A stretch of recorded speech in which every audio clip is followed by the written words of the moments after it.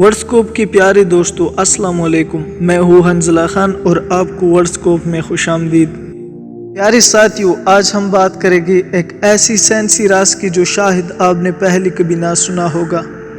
کیا آپ کو معلوم ہے جب ہم آسمان پر موجودہ ستاروں کو دیکھتے ہیں تو ہم دراصل ان کا ماضی دیکھ رہے ہوتے ہیں؟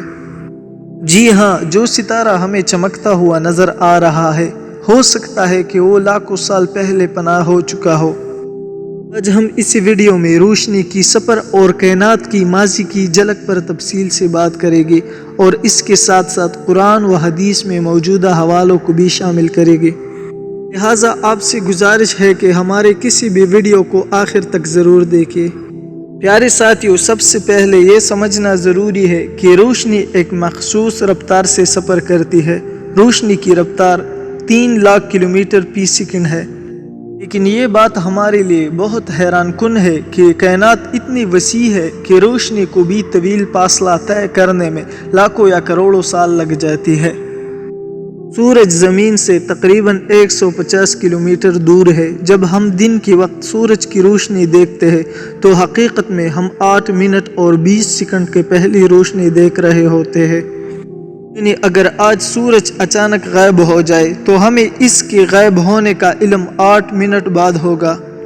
یہ مثال یہ بتانے کے لیے کافی ہے کہ روشنی کا سفر کتنا حیرت انگیز اور پیچیدہ ہے۔ آئیے ستاروں پر بات کرتے ہیں، لیکن آگے بڑھنے سے پہلے اگر آپ نے ابھی تک ہمارا یوٹیوب چینل کو سبسکرائب نہیں کیا تو ابھی سبسکرائب کریں اور بیل آئیکن بھی پریس کریں تاکہ ہمارے ہر نئی آنے والے ویڈیو کا نوٹیفیکیشن آپ کو سب سے پہلے پہنچ سکے۔ پیارے ساتھیو، ہمارے کائنات میں موجود ستارے زمین سے بہت زیادہ فاصلے پر ہیں۔ مثال کے طور پر الفا سنٹوری ستارہ زمین سے تقریباً 4.37 نوری سال دور ہے۔ نوری سال وہ فاصلہ ہے جو روشنی 1 سال میں طے کرتی ہے۔ یعنی اگر آج الفا سنٹوری میں کوئی تبدیلیاں ہو جائے تو ہمیں اس کا علم 4.37 سال بعد ہوگا۔ یہی بات دیگر کہکشاؤں میں بھی صادق آتی ہے جن کی روشنی زمین تک پہنچنے میں لاکھوں یا کروڑوں سال لگ جاتی ہے۔ روشنی کی سفر اور ماضی کو دیکھنے کے اس تصور پر سائنسی دنیا میں بہت تحقیق کی گئی ہے۔ ڈون ہبل ایک امریکی ماہر فلکیات تھے جنہوں نے 1929 میں یہ دریافت کیا کہ کائنات مسلسل پھیل رہی ہے۔ ہبل کی اس دریافت نے یہ ثابت کیا کہ دور دراز کہکشائیں ہم سے تیزی سے دور ہو رہی ہے اور ان کی روشنی زمین تک پہنچنے میں بہت وقت لگتا ہے۔ اور اس کے علاوہ اسٹیفن ہاکنگ نے اپنی مشہور کتاب a brief history of time میں اس موضوع پر تفصیل سے روشنی ڈالی ہے کہ ہم جو کچھ دیکھتے ہیں وہ دراصل ماضی کا منظر ہوتا ہے۔ اسٹیفن ہاکنگ کے مطابق جب ہم دور دراز ستاروں اور کہکشاؤں کو دیکھتے ہیں تو ہم ان کی روشنی کا سفر دیکھتے ہیں جو کائنات کی ابتدائی حالتوں کی جھلک دکھاتی ہے۔ ماہرین کے مطابق کائنات کی ابتدا بگ بینگ سے ہوئی ہے جو تقریباً 13.8 بلین سال پہلے کا واقعہ ہے۔ سائنسدانوں کے مطابق بگ بینگ کے بعد روشنی نے پوری کائنات میں پھیلنا شروع کیا اور اس روشنی کو cosmic microwave background radiation کہلاتی ہے، جس سے سائنسدان ناسا کے جیمز ویب اسپیس ٹیلیسکوپ کے ذریعے دیکھتے ہیں۔ نیل ڈائی گراس ٹائسن ایک مشہور ماہر فلکیات ہے۔ وہ اپنی کتاب astrophysics for people in a hurry میں لکھتے ہیں کہ یہ روشنی کائنات کے آغاز کی پہلی نشانی ہے اور ہمیں ماضی کی طرف لے جاتی ہے۔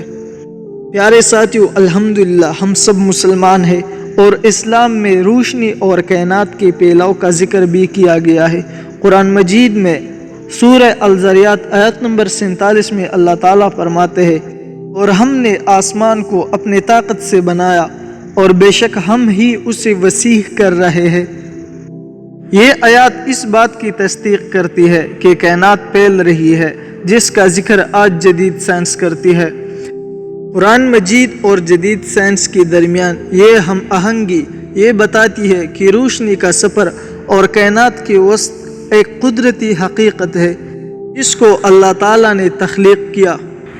پیارے ساتھیو، جب ہم رات کے وقت آسمان پر ستاروں کو دیکھتے ہیں تو ہم حقیقت میں ماضی دیکھ رہے ہیں۔ तारों से निकलने वाली रोशनी ने लाखों साल का सफ़र किया होता है ताकि वो हमारी नज़रों तक पहुंच सके। यही वजह है कि जो सितारा हमें नज़र आ रहा है शायद वो लाखों साल पहले पनाह हो चुकी हो, लेकिन इसकी रोशनी अभी तक सफ़र कर रही है। प्यारे साथियों, रोशनी का सफ़र हमें एक ऐसे दुनिया में ले जाता है जहां हम माजी को अपने आंखों से देख सकते हैं। ये कुदरत का एक अजूबा है कि हम ज़मीन पर बैठे हुए कायनात के लाखों साल पुराने मनाजिर देख रहे हैं। ये वो हैरत अंगेज़ हकीकत है जिसको समझने के बाद अल्लाह ताला की तख्लीक की अज़मत का अंदाज़ा होता है। आखिर में हमें ये याद रखना चाहिए कि कायनात की ये राज हमें सीखने और समझने की दावत देती है। हमें अपने इल्म को बढ़ाना चाहिए और इन राज़ों को समझना चाहिए जो कुदरत ने हमारे सामने रखे हैं।